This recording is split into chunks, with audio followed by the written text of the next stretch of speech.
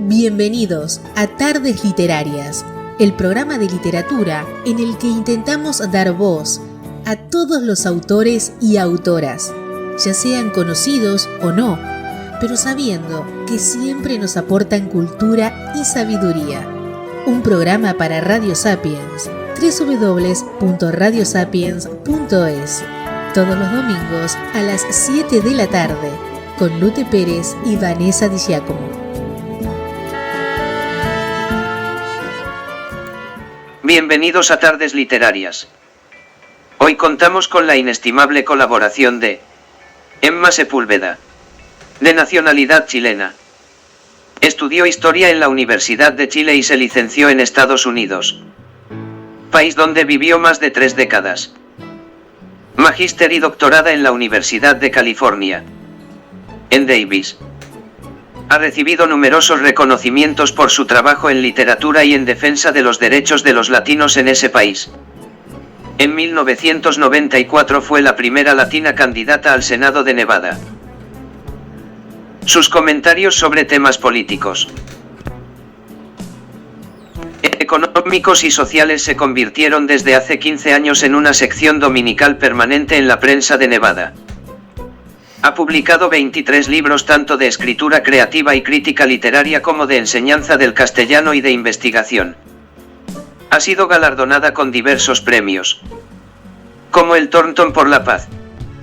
En 2009 fue nombrada por el gobierno de Estados Unidos para integrar el comité encargado de crear el primer museo de los latinos en Washington, D.C. Es Foundation Professor y directora del Centro de Investigaciones Latinas de la Universidad de Nevada en Reno, Chile. Años 60.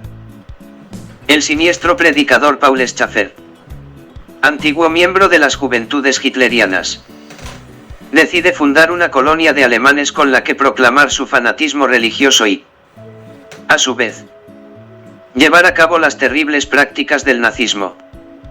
Así surge Colonia Dignidad, un centro de detención, torturas y abusos del que muy pocas personas pudieron escapar para denunciar las atrocidades que allí se cometieron.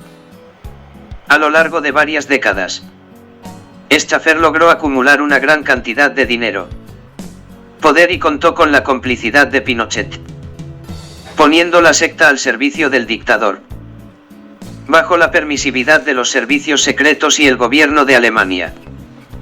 La escritora chilena Emma Sepúlveda, afincada en Valencia, publicaba recientemente Cuando mi cuerpo dejó de ser tu casa, una novela histórica basada en hechos reales. Pero no es esto lo extraordinario, que también, sino una trayectoria que la ha llevado desde obtener la confianza de Barack Obama a decidir afincarse en Valencia desde hace varios años. Estudiante de Historia en la Universidad de Chile y titulada en Estados Unidos. Residió allí durante más de 4 décadas, donde ha recibido numerosos reconocimientos por su trabajo en literatura y, sobre todo, por la defensa de los derechos de los latinos en ese país. Tanto es así que en 1994 se convertiría en la primera latina candidata al Senado de Nevada, en una trayectoria que le llevaría a recibir múltiples reconocimientos como el Thornton por la Paz, el James Mujer del Año en Literatura, el Carolyn Kaiser en Poesía, el Silver Pen en Literatura y el Nevada Writers Hall of Fame. 20 años después de iniciar aquella andadura, en 2014, el presidente Barack Obama la convertiría en la primera mujer designada como miembro del prestigioso Comité Internacional de Becas William Fulbright Scholarship Board. Ambos se conocieron durante su primera campaña electoral y se han mantenido en contacto hasta hoy. Más de 30 libros hablan de su frenética actividad creativa. Pero esta contrasta con el cambio vital decidido hace 2 años. Toda la familia se mudó a Valencia, tras un viaje en el que se enamoraron de la ciudad con aspectos sobradamente conocidos como la arquitectura, la comida, la calidad de vida y la gente que la habita. El matrimonio de su hijo con una valenciana generó el paso hacia la cesión definitiva, aunque pese a su preeminencia social en América, Emma todavía no ha impactado de manera recurrente en la sociedad local. Sus dos trabajos han consistido en continuar escribiendo. Sí. Pero también en reformar una vivienda en la zona noble para adecuarla a cómo fue construida inicialmente y poder mudarse allí definitivamente. Sin embargo, sí ha participado ya en la exposición Esencia Rural con artistas locales, al tiempo que ha ido integrándose en el día a día de la ciudad.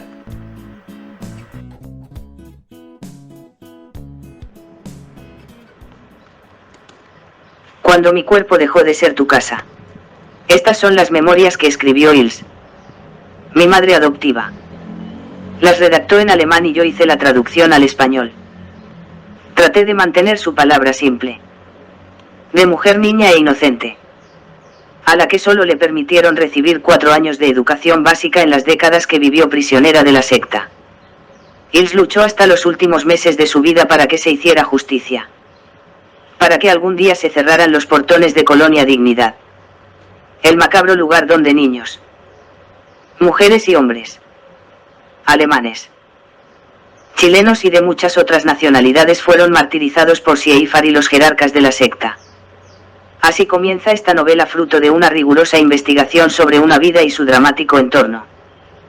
Transcurre en la Colonia Dignidad, un asentamiento de colonos alemanes fundado en Chile en los años 60 por Paul Safer. Es miembro de las Juventudes Hitlerianas. Como líder de la colonia, Sieifar ejecutó prácticas nazis a las que le dio un carácter religioso. En sus largos años acumuló gran poder y dinero y fue estrecho colaborador de Augusto Pinochet, poniendo la colonia al servicio del dictador, con la complicidad del gobierno alemán. Diario La Segunda, 3 de abril. Emma Sepúlveda.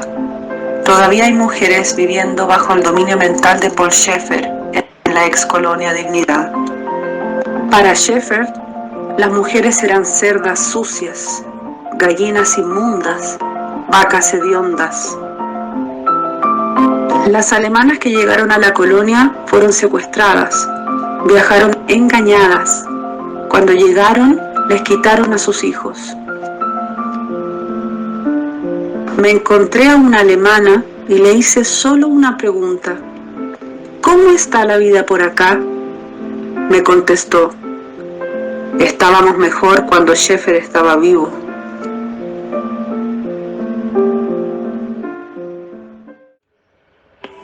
Para demostrar que nuestro padre en la colonia no tenía preferencia solo por los niños, el Dr. Hoff buscó a una niña para que fuera adoptada por el tío Paul. Esta pequeña, como todas las criaturas que robaban de padres chilenos cuando las llevaban al hospital, tuvo el mismo destino. Se le hicieron documentos falsos y de un día para otro ocurrió el milagro de su aparición en las calles de la colonia. A esta pequeña secuestrada se la llamó la hija del tío Paul y fue el único menor adoptado por un hombre soltero. La bautizaron como Ruth y le dieron el apellido Schaeffer, como su padre. Estás escuchando Radio Sapiens. Ahora, como en cada programa, nuestra compañera Vanessa Giacomo le ha hecho una entrevista a la autora para que nos hable de su trabajo. Emma Sepúlveda Pulvirenti, catedrática de la Universidad de Nevada, poeta, crítica literaria, ensayista, fotógrafa y activista política.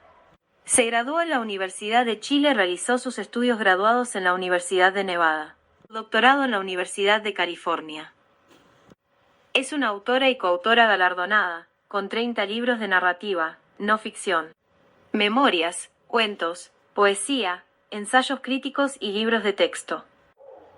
Ha recibido numerosas distinciones y galardones nacionales e internacionales. En el 2009, recibió el Premio Mujer del Instituto Nacional de Liderazgo Hispano, en reconocimiento a su activismo de derechos humanos nacional e internacional, y su beca académica. Sus intereses de investigación incluyen la poesía contemporánea de América Latina. Hola Emma, cuéntanos un poco sobre ti, dónde naciste, estudiaste y resides actualmente. ¿Cómo te definirías? ¿Algún hobby además de la escritura? nací en Argentina, en la ciudad de Mendoza, y cuando era muy pequeña nos mudamos a Chile, a Santiago, la capital de Chile. Mi padre era chileno y mi madre era argentina, entonces a los hijos tuvieron doble nacionalidad. Y a los 18 años, cuando teníamos que o decidir por una u otra, decidí hacerme ciudadana chilena. Así que tengo a Chile en mi corazón, aunque nací en Argentina. Después de estudiar en el colegio y en la Universidad de Chile en Santiago hasta quinto año, recibiría el título en diciembre de 1973, pero el golpe de Estado del 11 de septiembre, nuestro 11 de septiembre en Chile, cambió los planes, y como nadie fue admitido de vuelta a la universidad ese año, todos perdimos el año, pero tuve la suerte de poder viajar a Estados Unidos, terminé los estudios ahí, la licenciatura, después hice un máster y un doctorado en la Universidad de California en Davis, y posteriormente fui académica de la Universidad de Nevada en Reno, en la cátedra de literatura, y también estudios latinos y escritura creativa. Ahí empezó, yo creo, un poco mi carrera de escritora en Estados Unidos desde muy joven, y publiqué más que nada cuentos, poemas, y el primer libro de investigación literaria que salió en el año 1987, creo, y fue en España, nada menos que en España, un libro sobre el silencio en la poesía contemporánea de América Latina. Y bueno, y he seguido publicando desde ahí, por lo menos 1 o 2 libros por año. Y bueno, tengo otros intereses, soy fotógrafa también, me interesa muchísimo la fotografía como arte, y estos últimos años he transformado un poco la fotografía con el bordado tradicional, muy al estilo de América Latina. He estudiado un poco los bordados de Violeta Parra en Chile, tipos de bordados de las mujeres en Guatemala, en México, en otros países, entonces intervengo la fotografía con bordado.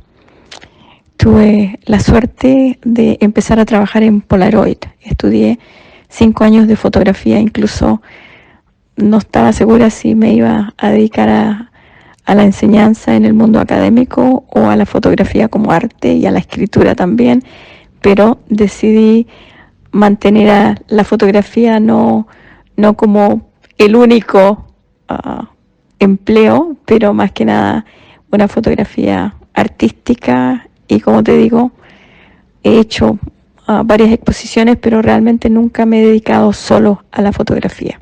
Es más que un hobby, pero no es como la escritura. A la escritura es la que le dedico más tiempo. Como lectora, ¿qué tipo de lectura prefieres? En cuanto a mis lecturas favoritas, yo creo que tengo una variedad de gustos, pero este último tiempo me he dedicado muchísimo a la literatura, al género epistolar. Me encantan todas las novelas de género epistolar, pero también me gusta muchísimo lo testimonial. Me gustan las biografías, he estado leyendo muchísimas biografías este último tiempo, y también me interesa muchísimo la literatura que es de no ficción. Me he dedicado a leer muchísimas memorias. Me ha impresionado muchísimo la obra de la última gran escritora francesa, Annie Ernaux, que ganó el premio Nobel. Me he devorado toda su literatura porque me encanta todo lo que sea memoria, y bueno, está muy ligado también a la literatura de testimonio que me ha fascinado a través de toda mi carrera. Pero me he dedicado a leer de todo. Yo creo que como escritores no podemos enfocarnos solamente en un género, aunque la narrativa es una de mis favoritas, pero también me encanta la poesía. Yo creo que he sido una amante de la poesía, incluso empecé publicando libros de poemas en mi juventud, bueno, y también como escritora ya más adulta, pero siempre me ha fascinado muchísimo más la narrativa. ¿Desde cuándo escribes? ¿En qué momento decidiste publicar? ¿Y por qué? Yo creo que empecé a escribir cuando era una adolescente. Tuve una profesora de castellano en la escuela secundaria que me inspiró muchísimo a empezar a escribir poesía de niña más que nada, ¿no? Y yo creo que mi madre también fue una gran influencia en mi escritura. Como llegué al colegio por primera vez cuando nos mudamos a Chile, siempre quise escribir diarios, porque ella siempre me decía, bueno, cuando algo te preocupe o si yo, siéntate y escríbelo. Entonces yo creo que ella fue, sin saberlo, quizás una gran inspiración para enseñarme a poner los pensamientos en el papel. Y también mi madre era una gran contadora de historias, era siempre una mujer que nos contaba historias. Entonces me encantaba escucharla, y de ahí yo creo que nació esa capacidad de imaginarme personajes, escenas, momentos, historias, y yo creo que ahí empezó todo. El primer libro, como te dije antes, lo publiqué justo en España también. Mira qué coincidencia, un libro de poemas que se llama Tiempo, cómplice del tiempo. Y después ahí publiqué una segunda colección bilingüe en Estados Unidos, que también era un poco, bueno, yo creo que era bastante diferente al primer libro, porque era ya una poesía muchísimo más comprometida y política, y tenía que ver con la experiencia de haber vivido un golpe de Estado en Chile y tener que salir al exilio. Entonces es un poco diferente ese libro. Pero esos fueron mis primeros libros, y yo creo que debo haber publicado el primer libro cuando tenía alrededor de 25 años, quizás. Y bueno, y de ahí he seguido cada año uno o dos libros. Así que, bueno, he escrito narrativa, he escrito libros de non-fiction, bastantes libros dedicados a historias de mujeres, más que nada, pero también tengo libros de ensayos, tengo libros de cuentos y, bueno, y novelas, por supuesto. ¿Por qué escribo? Esa pregunta es interesantísima. Yo creo que escribo porque tengo de repente una necesidad urgente de encontrar justicia para momentos, situaciones, personas que no han encontrado esa justicia. Me siento a veces como obligada a mirar donde otros quieren cerrar los ojos, y he dedicado parte de mi carrera a escribir sobre una reivindicación de algunas causas que para algunas personas serían quizás causas perdidas, pero escribo por eso, así como inspirada por mantener un orden donde veo injusticias. Cuando mi cuerpo dejó de ser tu casa, cuéntanos un poco quién fue Paul Schaffer y cómo surgió Colonia Dignidad, ese centro de detención, torturas y abusos, que realmente en España es muy poco conocido. Mi última novela, Cuando mi cuerpo dejó de ser tu casa, tiene que ver con un tema que, bueno, en Europa se conoce un poco, quizás en España no mucho, aunque debería conocerse, porque algunas víctimas de Colonia Dignidad, bajo el control del nazi Paul Schaffer, fueron asesinadas en ese campo de concentración. Entonces yo creo que en España todavía no se ha visto muy claro el tema, pero con el paso del tiempo se irán descubriendo el asesinato de personas de otros países. Bueno, la novela tiene que ver con Paul Schaeffer, este hombre que se va de Alemania en 1960 al sur de Chile y se lleva alrededor de 150 ciudadanos alemanes, compra un extenso terreno en Chile y crea un estado dentro del estado de Chile.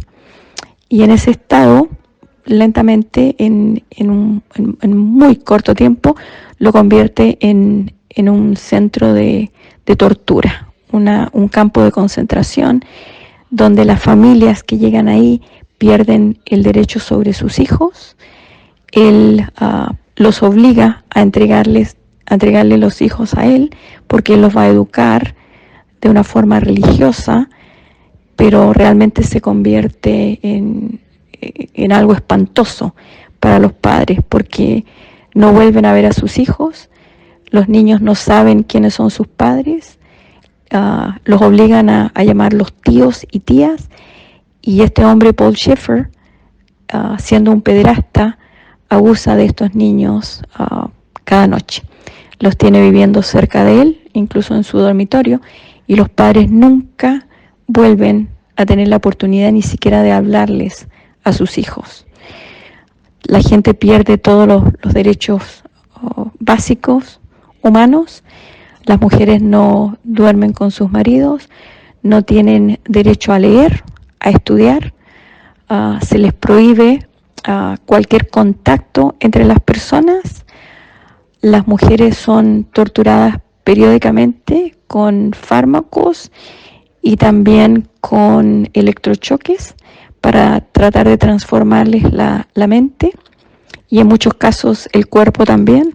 Se les opera para quitarles los ovarios y el útero para que no puedan seguir teniendo hijos, aunque están separadas de sus maridos, pero nadie tiene derecho a tener relaciones sexuales. Nadie tiene derecho a ir al baño cuando quieren ir al baño. Se les obliga a trabajar en forma forzada y sin sueldo desde el amanecer hasta el anochecer. Se les controlan las horas de sueño, las horas de alimento, y se les encierra muchas veces en celdas cuando no han cumplido las órdenes de los jerarcas, de los pocos hombres que estaban a cargo del campo de concentración junto a Paul Schaeffer. Esta situación se mantiene por más de 4 décadas, y en 1973, cuando Augusto Pinochet toma el poder del país, Paul Schaeffer se convierte en uno de los grandes aliados del dictador y le ayuda a torturar a los presos políticos durante la época de la dictadura. Ahí llegaron muchas personas que estaban detenidas y no salieron del campo de concentración. Fueron asesinadas y enterradas en las hectáreas que tenía el dominio Paul Schaeffer. Algunas personas que sobrevivieron pudieron ser liberadas, pero muchos han quedado, por supuesto, con unos traumas y con problemas físicos y mentales que nunca se recuperarán.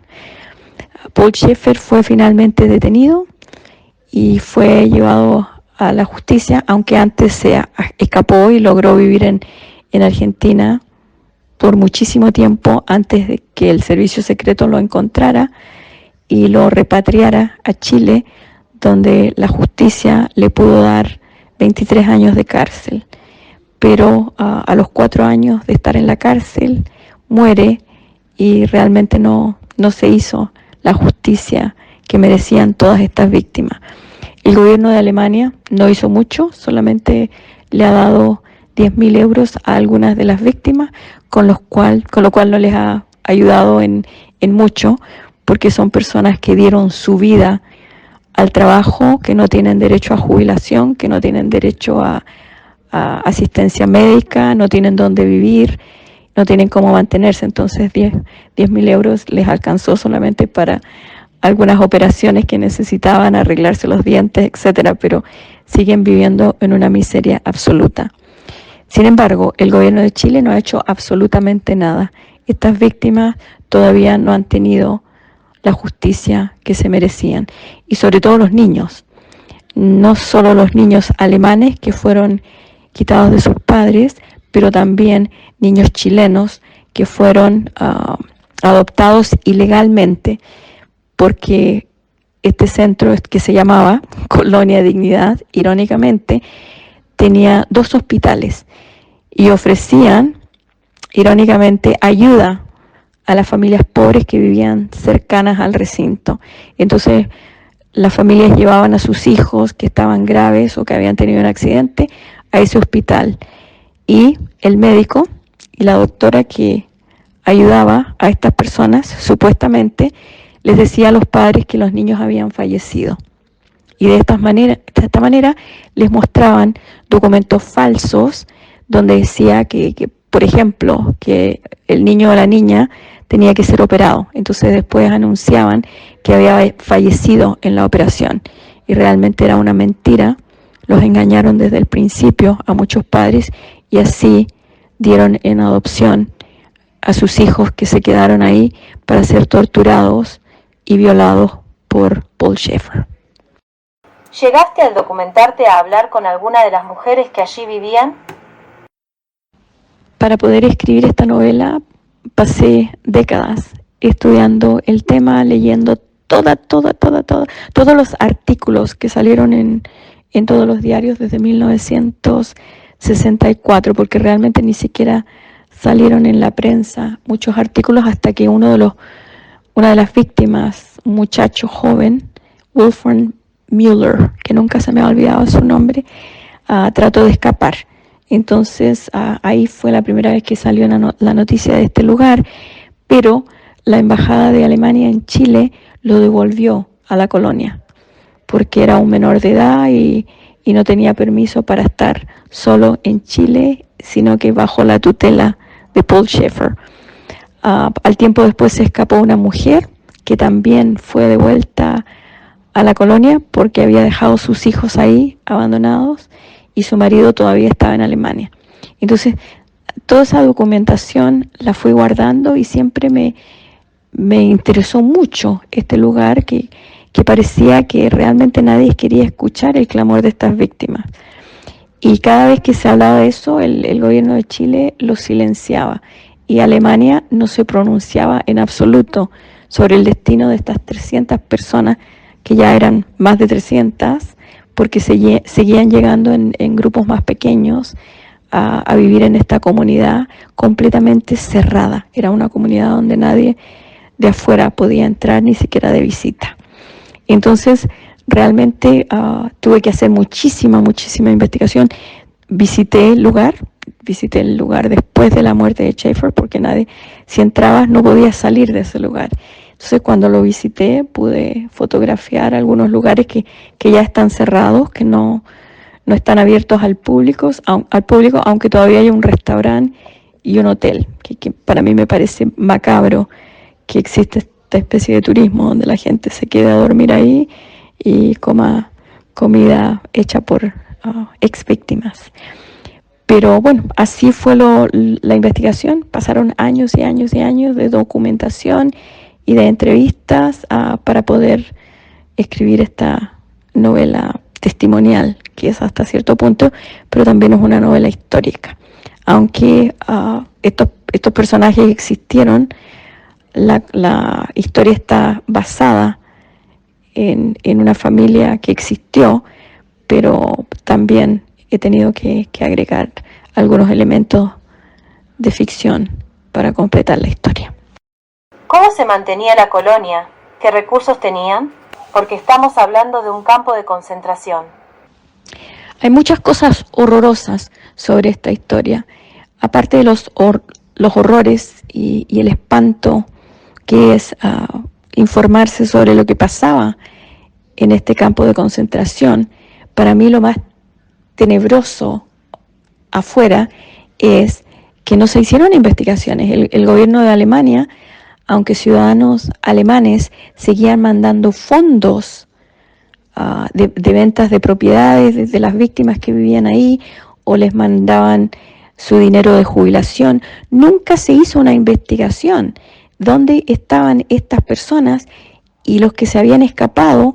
¿Por qué no verificaron esas historias? Entonces ha sido muy, muy extraño este silencio que se ha mantenido sobre este campo de concentración. Se entiende el silencio durante los 17 años de dictadura, porque hubiera sido imposible durante la dictadura haber allanado el lugar y haber sacado a Paul Schaeffer, porque se hubiera descubierto la conexión que había entre el general Augusto Pinochet y Paul Schaeffer. Entonces se entiende ese paréntesis en no investigar la colonia, pero han pasado 8 gobiernos en Chile y la colonia todavía permanece abierta. Hoy se llama Villa Baviera, y algunos jerarcas cómplices de Paul Schaeffer todavía viven ahí. Entonces no ha habido un interés de ambos gobiernos para investigar a fondo por qué se abrió este centro, por qué no se cerró este centro y por qué se siguió mandando dinero para que se mantuviera vivo este lugar de torturas. Alemania no tuvo interés en estas víctimas alemanas que estaban viviendo en Chile, y Chile puso un silencio bastante de complicidad al no salvar, sobre todo a los niños que fueron violados constantemente por Paul Schaeffer, y nadie se preguntaba. O sea, habían cosas obvias que podrían haber sonado la alarma. Por ejemplo, periódicamente se iba a la farmacia del pueblo más cercano, Parral, y se compraban grandes cantidades de fármacos sin receta.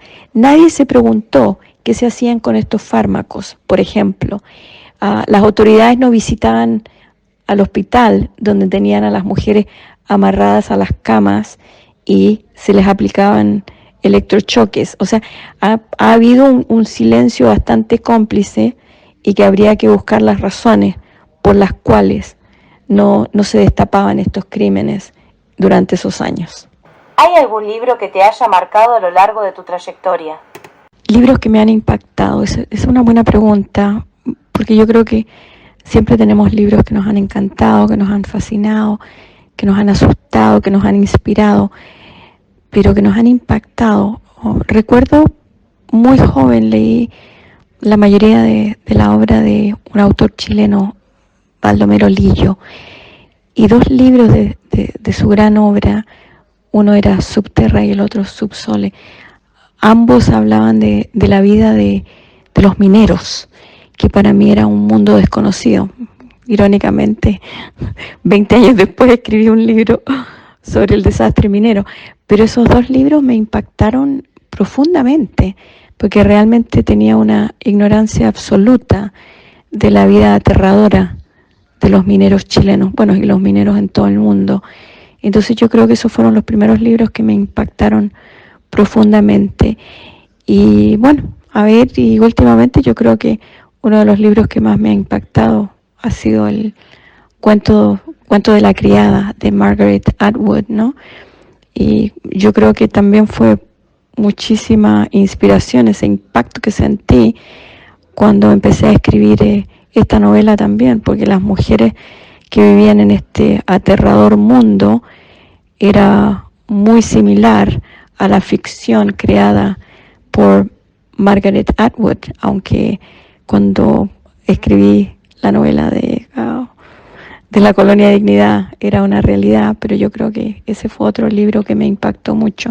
Pero a través de mis años hay libros que se han quedado, sí, por ese impacto, ¿no? Ese horror de leerlos y después no olvidarlos, como La familia de Pascual Duarte, de Celá. O sea, hay libros que te quedan ahí doliendo un poco. ¿Cuál es tu rutina a la hora de ponerte a escribir? En cuanto a la rutina que tengo para escribir, es bastante simple. Trato de escribir en las mañanas. Necesito absoluto silencio. No puedo escribir con música, no puedo escribir con ruidos. Siempre trato de tener un espacio apartado de la casa. Siempre tengo un estudio lejos de los ruidos de la calle, y que en Valencia me ha costado porque vivo en la Gran Vía, Marqués del Turia. Bueno, pero tenemos unas buenas ventanas, así que si las cierro bien no escucho el ruido. Y también tengo una pequeña rutina que trato de, no sé si es meditar o pensar con los ojos cerrados antes de prender la computadora, y siempre escribo con una vela prendida, porque me da esa sensación de la lentitud del paso del tiempo mientras tecleo en la computadora, y me da una sensación de tranquilidad y concentración bastante buena. Y como te digo, silencio, para mí es fundamental. Me gustaría poder escribir con música porque me apasiona la música clásica, pero no puedo. Absoluto silencio. Nuestro compañero Luz Pérez tuvo el placer de estar con codo contigo en la Feria del Libro de Valencia. ¿Qué tal la experiencia? ¿Cómo ha ido la feria?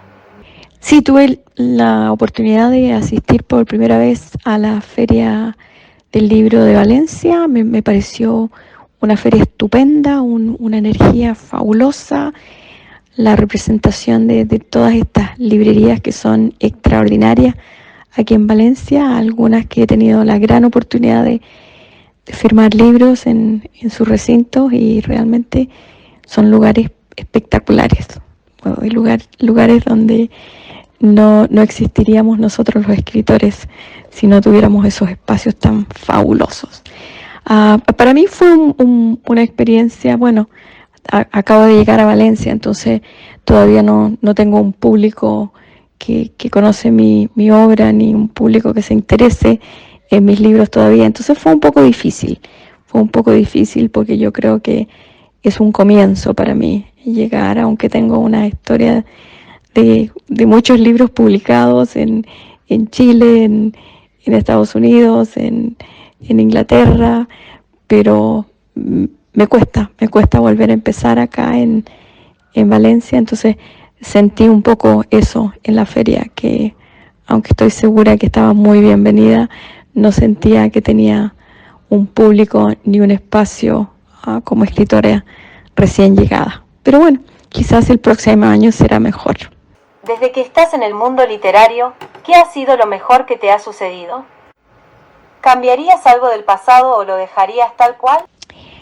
A ver, desde que estoy en el mundo literario, ¿qué ha sido lo mejor que me ha sucedido?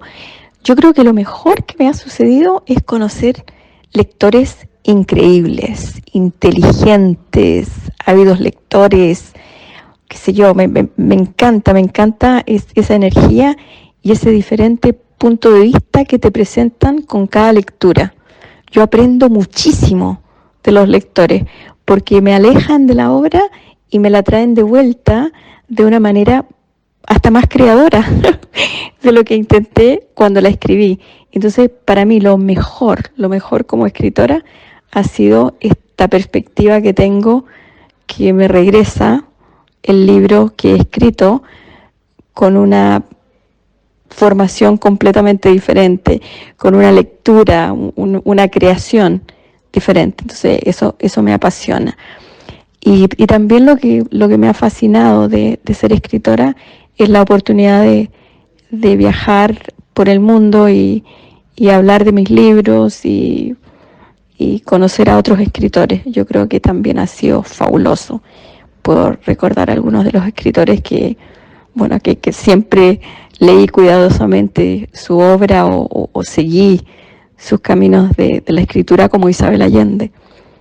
Desde joven leía una columna que escribía Isabel Allende en una revista que se llamaba Paula, en Chile. Y después pasan los años, se va al exilio y cuando está en Venezuela escribe La Casa de los Espíritus. Me acuerdo haberme fascinado con ese libro. Y más tarde llegar a conocerla, pasar algunos días con ella, almorzar con ella, cenar con ella, a recibir consejos de ella. Ella, me acuerdo, me dijo, bueno, hay que lanzarse, si tú no te tomas en serio, nadie te va a tomar en serio como escritora. Entonces, para mí, eso fue un impulso bastante fuerte en mis años del comienzo, sobre todo el comienzo de la novela, cuando empecé a conversar uno a uno con la novela. Entonces, eso también me ha fascinado, el poder conocer gente, pero increíble. Me acuerdo que cuando estaba en la Universidad de Davis conocí a Alberti, el poeta español. Impresionadísima quedé con su presentación y su lectura y cómo cambiaba las máscaras cuando leía sus poemas, esas máscaras que llevó que me parecieron espectaculares. Siempre había estado fascinada con la obra de Rafael Alberti, pero haberlo conocido en persona también. Y yo creo que eso es uno de los momentos más increíbles como escritores, poder conocer a otras personas que han manejado el arte de la palabra mucho mejor que uno. Esa pregunta de si cambiaría algo del pasado o lo dejaría tal cual, no sé, me gusta vivir la vida sin arrepentimientos y no me gusta pensar que he tenido una vida difícil, aunque mi vida no ha sido fácil para nada, pero he tenido la habilidad de saltar esos momentos dolorosos e imaginármelo como algo que todos tenemos que pasar para llegar a donde estamos. Yo creo que si tuviera que cambiar algo en mi vida, quizás me hubiera gustado seguir en Chile, que no hubiéramos tenido que salir después del golpe de Estado de 1973.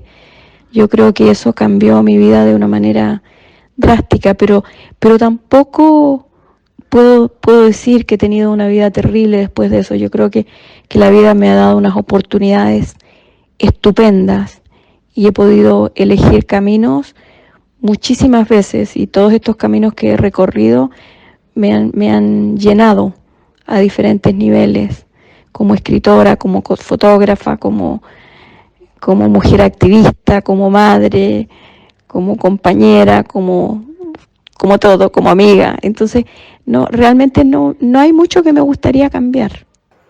A ver, Emma, danos tu opinión. A muchos de los escritores que aquí presentamos también les preguntamos. Encontramos opiniones de todo tipo. ¿Qué tipo de soporte aconsejas tú para leer, ebook o papel? Sí, varias personas me han preguntado, me han dicho, ¿cuál es tu opinión, Emma? Los escritores, ¿qué piensan? ¿Deberíamos leer en formato papel o ebook? Yo soy una enamorada apasionadamente de los libros. No puedo leer absolutamente nada en forma de ebook.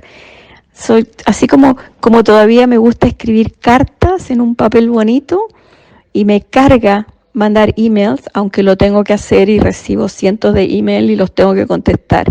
Pero todavía me fascina tomar un libro y pasar página a página, dejar el especial marcador de libros y seguir al día siguiente, o en la noche volver a despertarme si estoy desvelada y volver a tocar el libro.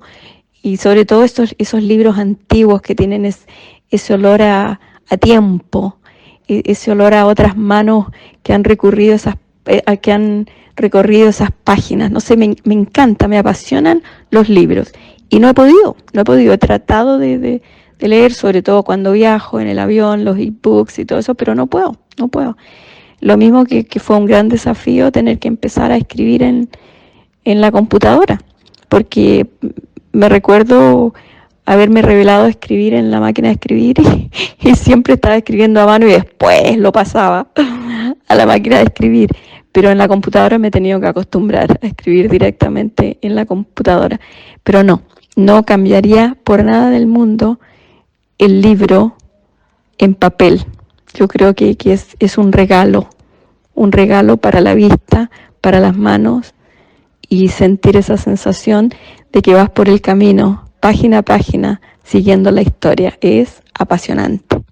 Fuiste la primera latina candidata al Senado de Nevada, en una trayectoria que te llevaría a recibir múltiples reconocimientos, como el Sortan por la Paz, el Gems Mujer del Año en Literatura, Caroline Caízar en Poesía, el Silver Pen en Literatura, Nevada Greater Hall of Fame. Cuéntanos un poco de esto. Sí, ese es un paréntesis interesante. Y me acuerdo que cuando fui la primera latina candidata al Senado de Nevada, muchas personas venían a los acontecimientos, o qué sé yo, las noches de las campañas, o cuando iba puerta a puerta, y a veces me preguntaban, pero señora, yo pensé que usted era escritora, no política. Entonces fue un cambio muy interesante. Me apasiona muchísimo la política y he escrito cosas políticas también, ensayos políticos, y he sido columnista para el diario principal de Nevada y tenía un espacio los domingos donde daba una opinión sobre diferentes puntos políticos, candidatos, reformas, leyes, etcétera, y sobre todo en cuanto al tema latino en Estados Unidos. Entonces, la política siempre ha sido algo que me ha apasionado profundamente. Entonces, para mí, pasar de escribir a lanzarme de candidata al Senado, aunque fue un paso difícil, también fue como otro camino, otra senda para seguir. Y aunque no gané las elecciones, fue muy interesante porque escribí un libro. Entonces, de cada experiencia puedo sacar un libro. Escribí un libro bastante interesante, es una memoria, ¿no? Que cómo un escritor puede ser un candidato a un puesto político, y escribí toda la historia de ir puerta a puerta, cómo conocí a votantes y cuál era la diferencia enorme que yo había visto en Estados Unidos desde el puesto académico, sin contacto directo con el pueblo, con las calles de mi barrio, con las calles más allá de mi barrio, y cómo puerta a puerta fui conociendo la realidad de Estados Unidos, ¿no?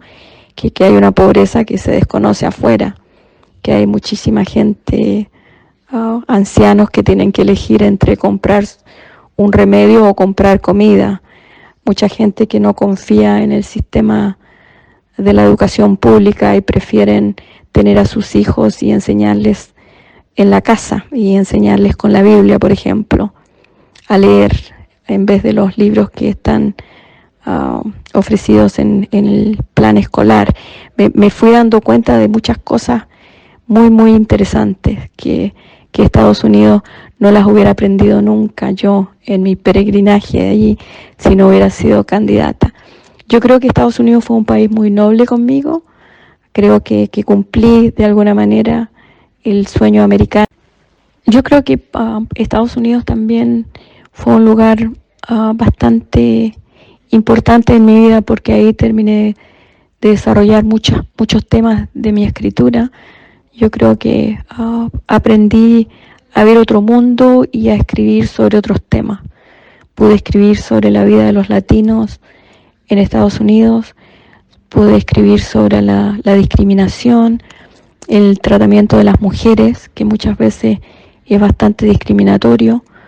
Y bueno, yo creo que temáticamente fue interesante, y también fue importante haber seguido una carrera académica, porque pude ver la otra parte de Estados Unidos, los estudiantes, los que tienen el privilegio de una educación carísima, porque en Estados Unidos la educación muchas veces no es un derecho, sino que es un privilegio, como la salud, ¿no?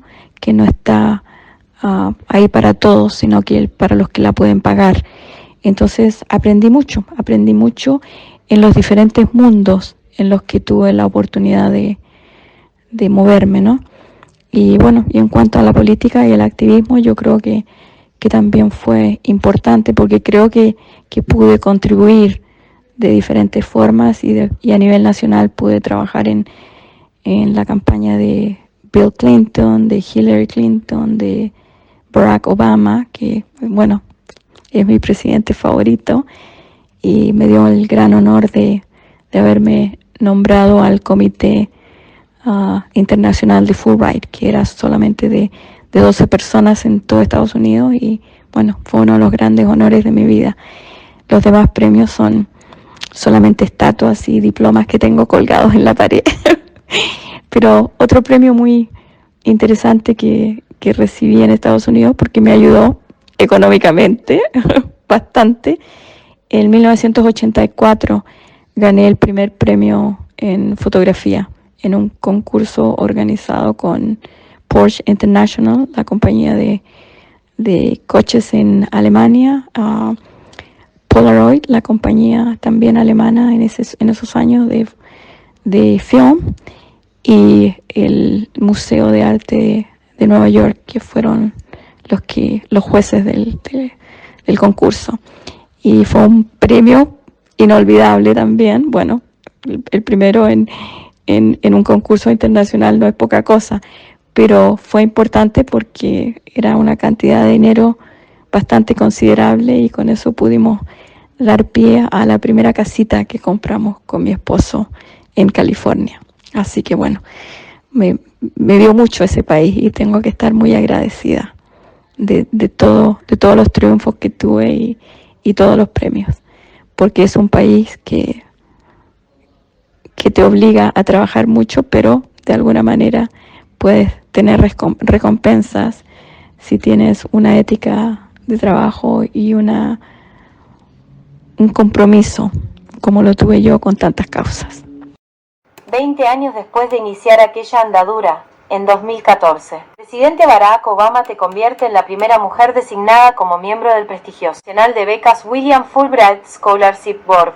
Cuéntanos cuál fue tu relación con el presidente americano. Yo creo que Barack Obama fue el gran presidente de Estados Unidos. Y no lo digo por los honores que recibí del presidente Obama, sino que porque tuve la oportunidad de trabajar en su campaña, visitar los lugares donde se dirigía la campaña desde la ciudad de Chicago.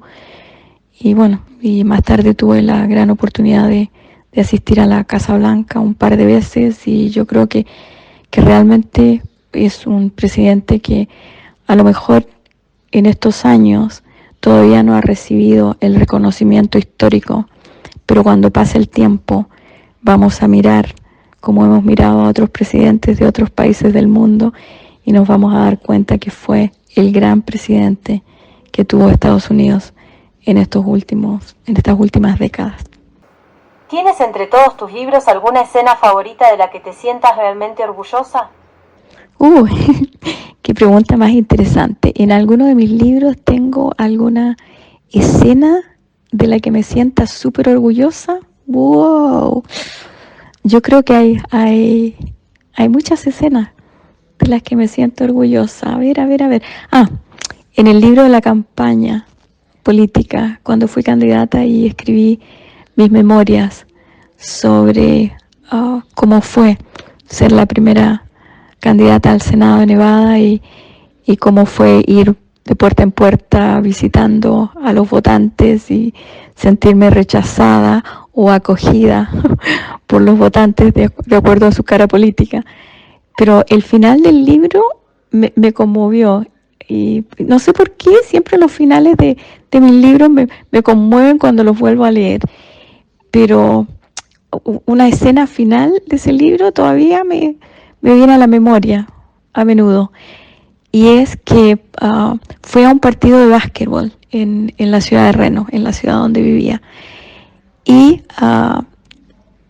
asistieron a ese partido alrededor de 10,000 personas, y cuando se levantaron al final del partido a aplaudir, yo miré alrededor del estadio y me di cuenta que 10,000 personas eran muchísimas personas que habían votado por mi candidatura.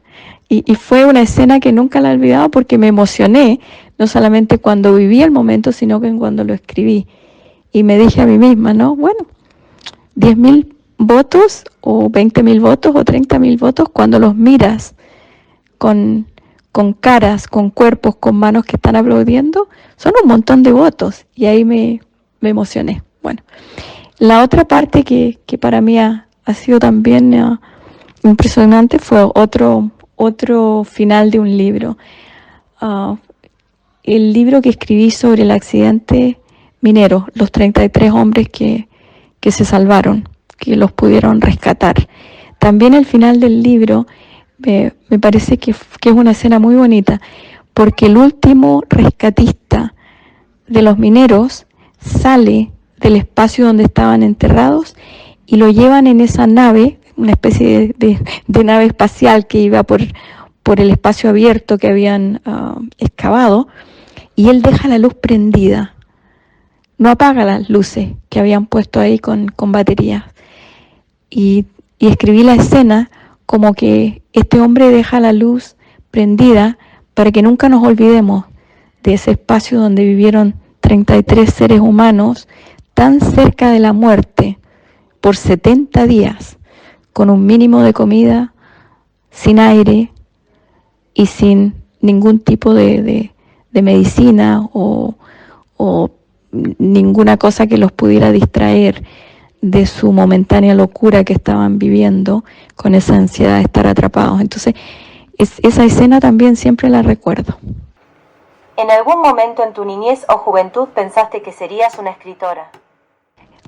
Si en algún momento en mi niñez o en mi adolescencia pensé que iba a ser escritora, yo creo que sí, siempre como expliqué antes, mi madre siempre se apasionaba cuando presentábamos un proyecto de escritura o cuando yo personalmente me sentaba a escribir. Entonces, ella como que me animaba muchísimo a comunicarme por intermedio de la palabra escrita. Entonces, siempre de alguna manera pensé que iba a escribir. No sabía exactamente qué iba a escribir, pero me imaginaba y soñaba con que algún día iba a escribir. Sí, yo creo que siempre fue parte de mis planes poder escribir. ¿Tienes en mente algún nuevo proyecto literario? Sí, en este momento estoy trabajando en 3 proyectos diferentes. Estoy haciéndole las últimas correcciones a una novela bastante larga. Es una novela que el personaje viaja por diferentes países, ¿no? Es una persona que va en una especie de exilio voluntario y está basada un poco así, muy, muy ligeramente en mis memorias, ¿no? Y se llama Nunca aprendí a bailar el tango. Y es un poco la historia de mi madre también, ¿no? Que sale de Argentina camino a Chile y nunca vuelve a Argentina, así como su padre que salió de Italia a camino a Argentina y nunca volvió a Italia. Y como yo salí de Chile y nunca volví a Chile. Entonces, eso es una especie de historia de generaciones que salen por diferentes causas, pero que nunca pueden volver. Ese es uno de los proyectos que está terminado, pero le sigo haciendo correcciones. El otro es una novela que también está terminada y hicimos la traducción al inglés y también le estoy haciendo algunas correcciones. Se publicó en Alemania, en alemán, por supuesto, pero todavía no se ha publicado ni en español ni en inglés. Y en un proyecto que estoy escribiendo en este momento, que es muy diferente a lo que he hecho a través de toda mi carrera literaria, y es una novela erótica. Nunca me he metido en ese género y me parece bastante interesante, y es sobre un hotel que existió realmente en Chile y que fue uno de los lugares más famosos del mundo donde iban parejas a hacer el amor. Entonces entrevisté a las personas que crearon el hotel, a los descendientes de la mujer, porque fue una mujer la que abrió el hotel, y es una historia interesantísima. Y también he grabado historias de mujeres que fueron en determinados momentos a ese hotel con su pareja. Entonces, ese es el nuevo proyecto. A ver a dónde termina y cómo lo sigo. Pero me parece un proyecto tan diferente a lo que he tenido antes, que entonces me parece interesantísimo.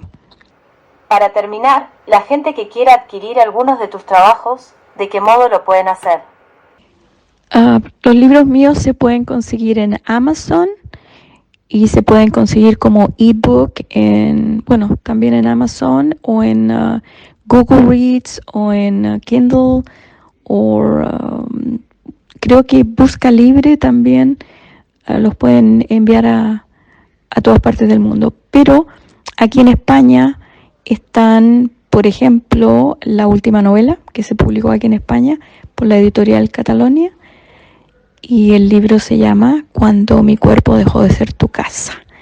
También está en España el libro de los mineros, del desastre minero, de los 33 mineros que sobrevivieron, y el título de ese libro es 70 días de noche.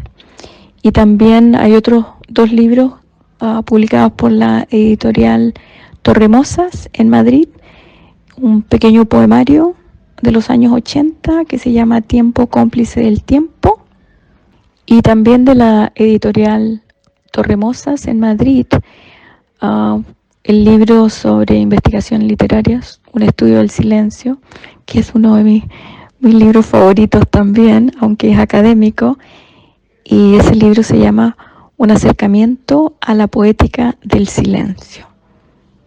Bueno, y esos son los que se pueden conseguir fácilmente aquí en España, y el resto en Amazon y, como dije antes, en Google Reads y otras plataformas. Bueno, Emma, nos causa una enorme alegría compartir contigo momentos. Te damos las gracias por compartir tu tiempo con nosotros. Muchas gracias. Muchísimas gracias a Lute y Vanessa por esta entrevista. Ha sido un gran honor poder tener una conversación con ustedes y con los oyentes, aunque ha sido a larga distancia y a través de la radio. Espero poder conocerlos en persona en alguna de las presentaciones de mis libros o en algún evento, o quién sabe, el año que viene en la próxima Feria del Libro de Valencia. Y si quieren comunicarse conmigo, lo pueden hacer a través de las redes sociales, en Instagram o Facebook, o a través de email también.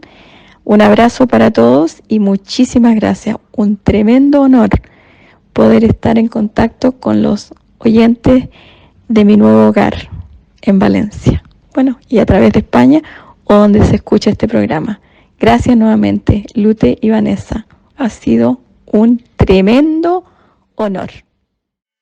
Así llegamos al final del programa de hoy. Hemos llegado al final y quiero agradecer infinitamente a Dani Miralles que compusiera este precioso tema para mi programa Tardes Literarias. Es siempre un gran placer poder contar con él. Nos despedimos de todos nuestros oyentes hasta la semana que viene, que volveremos con un nuevo autor o autora e intentaremos hacerles llegar a todos el poder de la lectura. Hasta la semana que viene.